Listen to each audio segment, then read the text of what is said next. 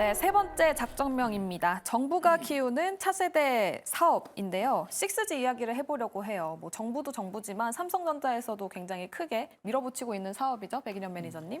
네, 아무래도 이제 우리가 시장에서 이제 2차 전지뿐만 아니라 자율주행 그리고 인공지능 뭐 기타 이제 도시명 항공 모빌리티 여러 가지가 이제 구현되기 위해서는 초저지연 인터넷 인프라가 구축이 돼야 되는데 그게 바로 이제 6G입니다. 일단 6G가 반드시 구축되어야지만 여러분들이 지금 4차 산업혁명에서 가장 소외되지 않는다라고 보시면 될 것 같은데 일단 기존에는 오늘 이제 정부 관련해서 이제 오픈랜 인재 양성한다라는 얘기가 나왔는데 기존에는 예를 들어서 이제 하웨이랑 중국 업체들, 하웨이를 포함한 중국 업체들이 글로벌 시장에서 통신 장비 점유율이 굉장히 높습니다. 한 40~50% 되는 걸로 알고 있는데 예를 들면 하웨이 안테나를 썼다라고 했을 때는 뭐 소프트웨어라든지 다른 기지국 장비를 전반적으로 다 하웨이 제품만 썼어야 됐습니다. 하지만 오픈랜 같은 경우에는 여러 제조사 장비를 함께 혼합해서 사용할 수 있다는 측면에서 가장 좋다라고 보시면 될 것 같고 그리고 6G 장비 같은 경우에는 기지국을 계속해서 건설해야 되기 때문에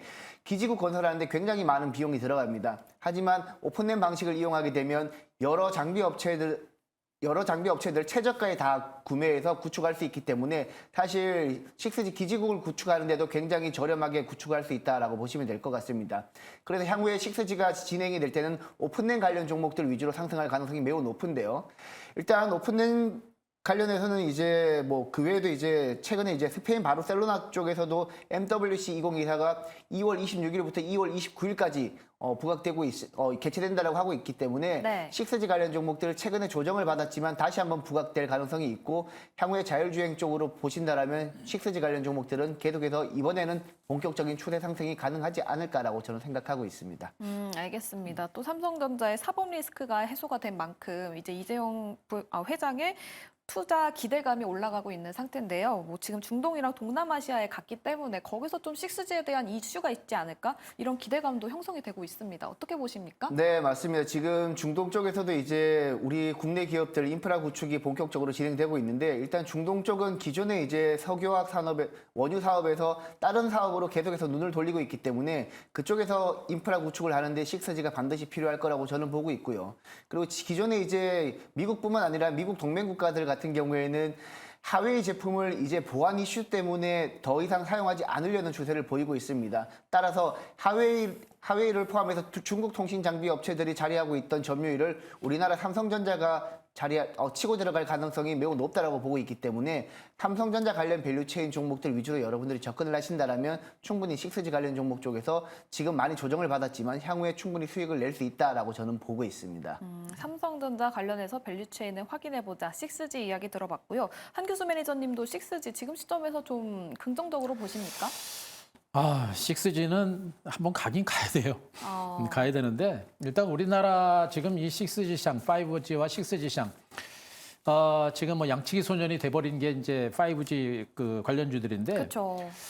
이제 양치기 소년이 되는 게 아니라 실질적으로 이 5G 시장, 6G 시장 자체가 커져야 됩니다. 커져야만 지금 이제 뭐 자율주행부터 해가지고 여러 가지 성장 산업이 같이 클 수가 있는데 우리나라만 지금 굉장히 많이 위축된 그런 상태여가지고 결국에 뭐 통신 3사들이 대규모 투자를 할 거로 일단 생각을 합니다만 그 조짐이 아직까지 뭐 약하게 좀 나오다 보니까 좀 답답할 뿐이고 아마 이제 통신 3사를 비롯해서 정부 차원에서 이 5G, 6G와 관련된 인프라 투자가 본격적으로 진행이 된다라고 한다면 그 시장 규모가 굉장히 큽니다. 그렇기 때문에 이들 종목의 반등이 나올 가능성이 있는 것으로 일단은 저는 판단합니다.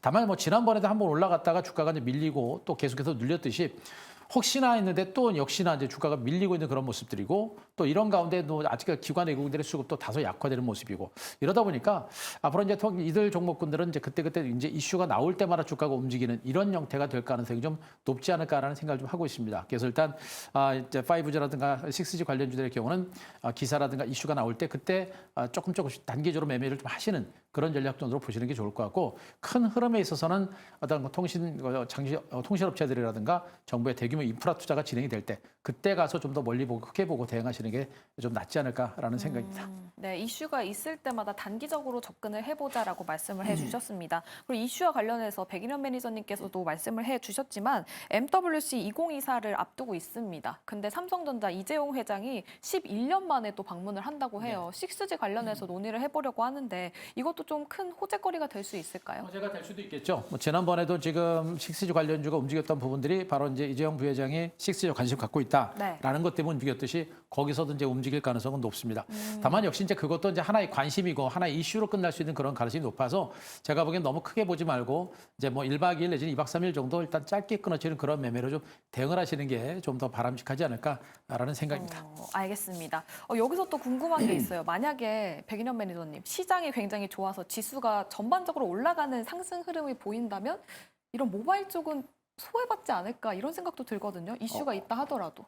일단 뭐 6G 관련 종목은 최근에 이제 많이 올랐다가 조정을 받았잖아요, 실제로. 네. 일단 조정을 받았던 이유가 뭐 여러 가지 시장에서 아직까지 투자자들이 6G에 대한 좀 의심이 좀 있죠. 의심도 있고 불안감도 좀 많고 실제 제가 6G 업체들 통화를 해봐도 아직까지 뚜렷한 수준은 나오지 않고 있기 때문에 아직까지 많은 투자자들이 불안감은 가지고 계실 거라고 생각을 합니다. 다만 이제 우리가 생각해야 될 게 그냥 자율주행이랑 인공지능 산업이 성장하기 위해서는 6G 인프라는 반드시 필연적이기 때문에 이 부분은 이제 불안감을 더 이상 가지실 필요는 없을 거라고 생각을 하고 있고요. 그리고 실제 수주가 일어나지 않더라도 지속적으로 6G에 투자한다라는 언론 보도 뉴스는 계속해서 나올 거란 말이죠. 그래서 6G 관련 종목들을 지난번에 많이 급등했던 종목들 위주로 여러분들이 눈여겨보신 다음에 지금처럼 조정을 받았을 때 아까 제가 말씀드렸던 전고체 관련 종목들 매매하듯이 조정을 받았을 때 이 섹터는 더 이상 안 돼 이렇게 생각을 하지 마시고 저점에서 계속 모아가시면서 6G 관련해서 이슈가 부각될 때 그때 또 단기적인 차익 실현을 하셔도 되니까 여러 가지 매매 방법이 있기 때문에 6G 관련 종목들은 여러분들 계속해서 저는 관심을 가져야 된다고 저는 생각하고 있습니다. 알겠습니다. 그럼 보시는 종목 따로 있으십니까? 네, 솔리드라는 종목 보고 있습니다. 아까 전에 오픈램 방식이 6G 관련해서 가장 주목받고 있다고 말씀을 드렸는데 솔리드는 오픈램 관련해서 수혜주이기도 하고요. 그리고 여러분들 5G, 6G 종목들 실적 찍어보시면 다 아시겠지만 대부분의 적자 종목들이 많습니다. 하지만 솔리드 같은 경우에는 지난 2022년 3분기 이후 계속해서 어닝 서프라이즈를 기록을 하고 있고요. 그리고 지난해 3분기 누적으로도 242억 원 영업이익을 기록했고 전년 동기 대비 2배 이상 올랐기 때문에 실적이 뒷받침되는 6G 관련 종목들을 보시려면 솔리드 보시면 된다라고 보시면 되겠습니다. 그리고 특히 오픈램 방식에 특화되어 있는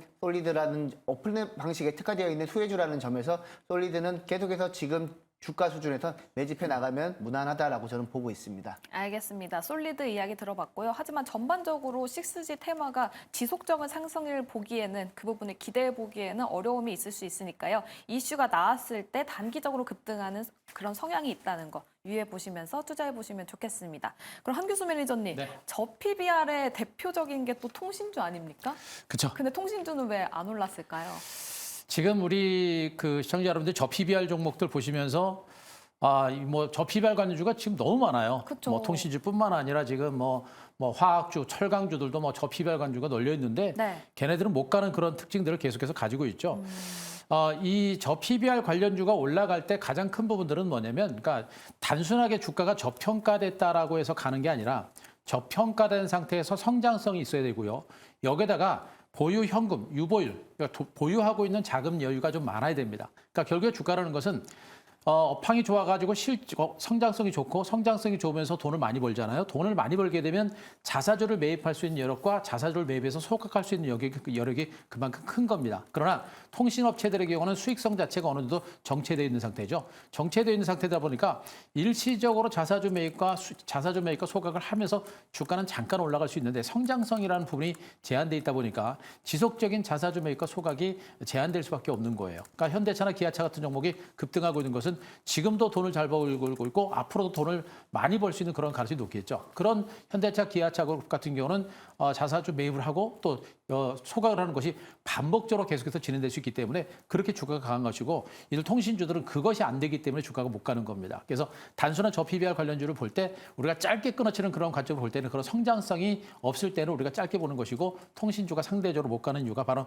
거기에 있다라고 저는 분석을 할 수 있을 것 같습니다. 알겠습니다. 그러면 통신주 내에서 보시는 종목은 따로 없으십니까? 통신주들은 아직은 별로 없고요. 아까 마셨던 이제 이제 6G 관련주들 중에서 마셨던 솔리드부터 해가지고 이노라이스 같은 일부 이제 기술력이 있고 또 실적이 따라주는 이런 종목 정도로 보시면서 단기적으로 보시는 게 좋을 것 같습니다. 네, 알겠습니다. 6G 내에서도 투자를 해보시겠다 하시는 분들은 실적을 꼭 확인해 보시면서 또 솔리드라는 종목이 있었다는 거 기억해 주시면 좋을 것 같습니다. 그럼 내일장으로 돌격해봐야 되겠죠? 돌격 내일장 가보도록 할게요.